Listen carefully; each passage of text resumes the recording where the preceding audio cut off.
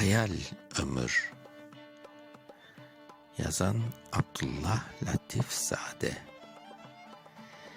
Ben ömrümün en ateşli günlerini yaşarken adi ömür ve kaygıdan yükseklerge uçardım. Duygularım hayalimle kökleri de aşarken yaşamanın kaygısından kıyık gibi kaçardım. Bütün ömrü pembe ve al bir gözlükle bakar da emellerim, dileklerim çiçeklerle işlerdim.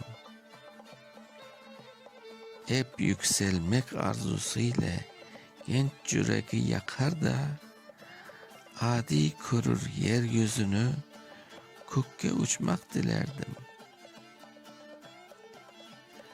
Lakin bir kol yokladı kolumu, kesti kökke doğru giden yolumu. Bu çelik kol ömür edi, çekti beni özüne.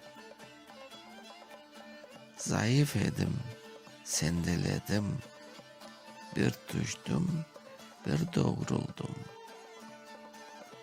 Yine düştüm, yine kaldım, doğru baktım gözüne. Nazarları korkunç edi, titredim ve yoruldum. Sonra biraz gülümsedi, kulağıma söyledi. Kök boş hava, hayat benim. Mende diken, mende gül.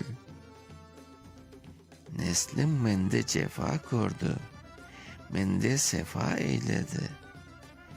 Mende doğdun, mende yaşa, mende uğraş, mende öl.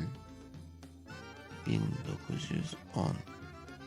Okuyan Mustafa Şansak.